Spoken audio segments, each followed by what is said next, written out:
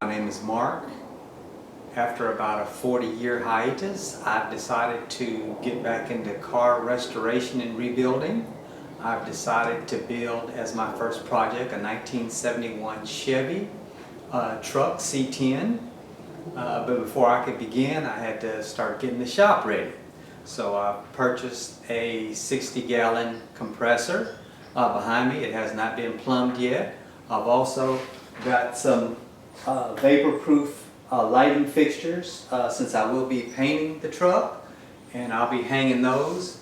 But before I begin to do that, I am going to paint the wall a brighter white so it will reflect better and I'll be able to see better in here. So with that, the purpose of these videos is to kind of show you my process of going through everything, how to plan your work, and hopefully it'll help somebody. One final note before I begin painting, because the truck is due to arrive at 5 o'clock this evening. It's about 9 o'clock right now, so I want to paint this wall before that comes in and possibly hang the lights. One thing I do as far as proper housekeeping is I keep little folders of everything. So when I get my receipts in, I put them in the proper folder, and that way I can keep track of the money spent. One says Project 1971 Chevy C10 truck. All my receipts for the truck will go here. On this side, the Project Race Car Garage. All my receipts for what I'm doing in the garage to build something will go here. And that way I can kind of keep track of what I'm spending my money on. So with that said, enjoy the videos, and I'll try to keep them short and exact to where you can learn something from them. This is day 2 of the build. I had a rough day yesterday, but it was a successful day. As you can see, I'm in the middle of painting all the walls in here, ceiling white, so I can have better lighting. I think it does make a great difference. I'm also installing some LED overhead lightings. I got a pair of them, and I'll be installing them. They just mount with clips, so they're quite useful and be able to move them around. So I'm just going to clip one set on for my first dry fit.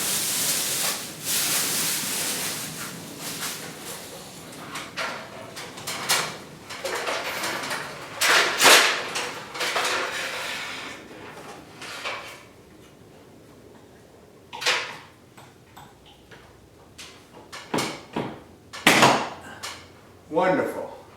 Excellent. I made a little junction box for there, and everything should be fine.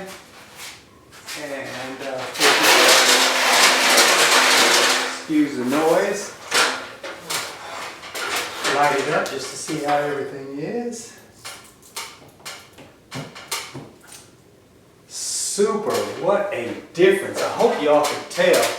And that's just one of the two. So this was a good choice as part of the garage build before I build the actual truck.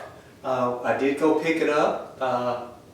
My daily driver did have some issues, so shout out to my big brother Don. He came through and let me borrow his truck, so I was able to go pick up the truck, and I'll be showing you that in a few minutes.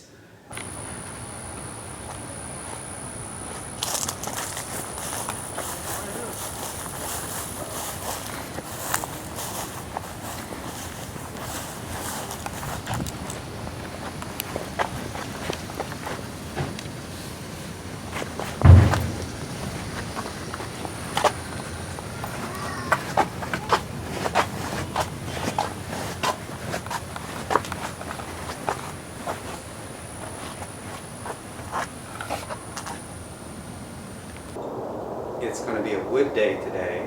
I plan on building a cab lifting beam and also a cab dolly to set the cab on. I got all the supplies at Home Depot. Cost me about 150 bucks. And the plan is to sand the boards down to get all the little rough edges off of them. Cut the boards to length. I've got a little material takeoff list. Then paint the boards, let that dry, and then finally assemble the two projects. I want to send a shout out to 67 to 72 ChevyChucks.com. All the posters there were great. I saw about a dozen plans, and I picked one of each that I feel that I could build and was compact enough to fit in a two-car garage, which I'm trying to build into a hot rod shop.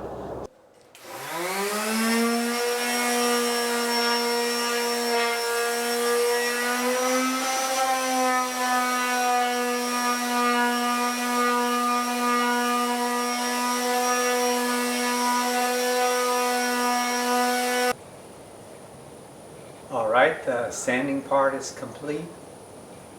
Now I'm going to begin to cut all the pieces. I've got a little cut list, and from there we'll stack them up, and then after they're all cut, then we'll paint them, let them dry, and then start assembling.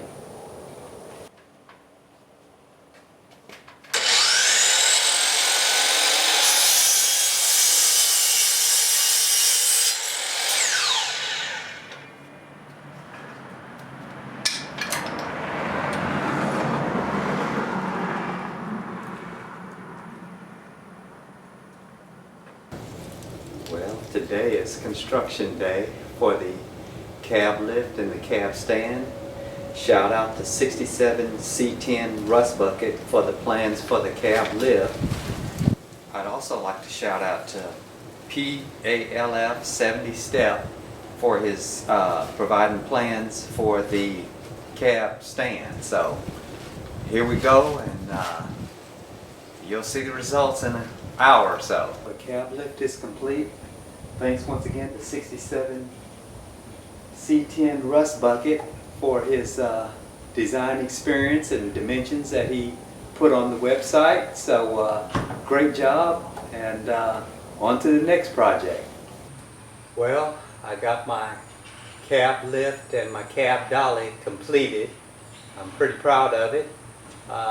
The cab dolly's got a 1,000-pound capacity because the wheels were rated at 250 a piece, and with this being complete, I'm about ready to start working on the truck finally. I've just got about a little bit of plumbing to do on my air compressor.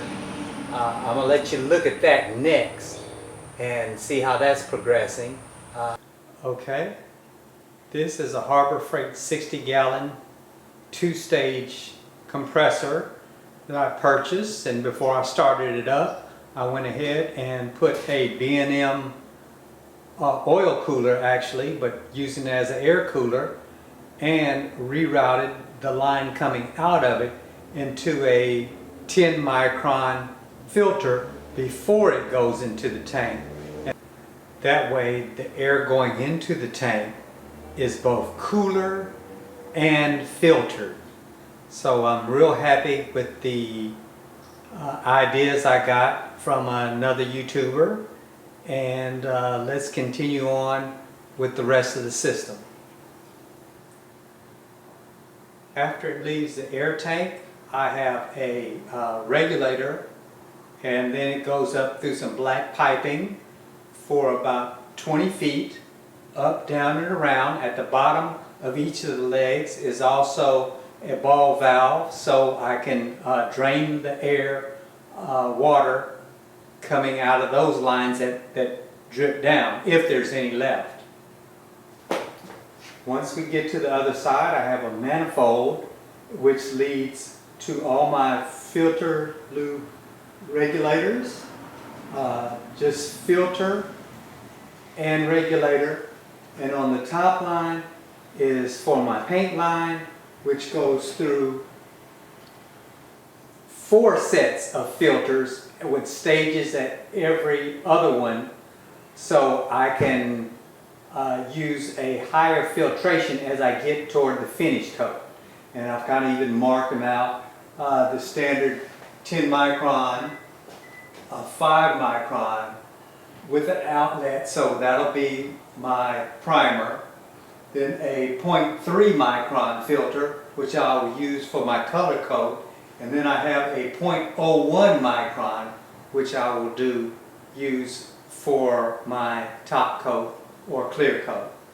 And that's the way the system works. I have, of course, color-coded lines and different types of fittings. I use automotive fittings for the paint, so I can never use a paint line mixed up with some of these other lines, especially the oil line.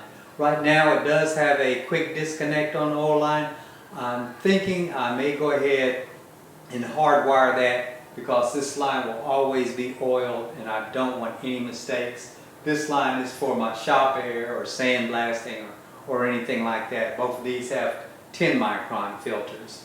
So that's my setup. It may be a little bit over elaborate, but it's the way I felt that I wanted the system set up, and we'll find out does it work.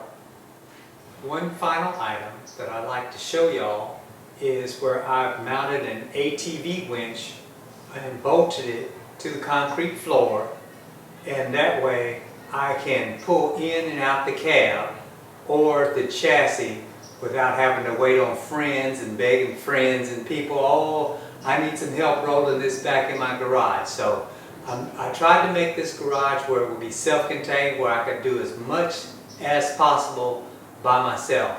I hope you enjoyed this video, and soon I'll be showing you some steps as I start on an actual 71 cab build.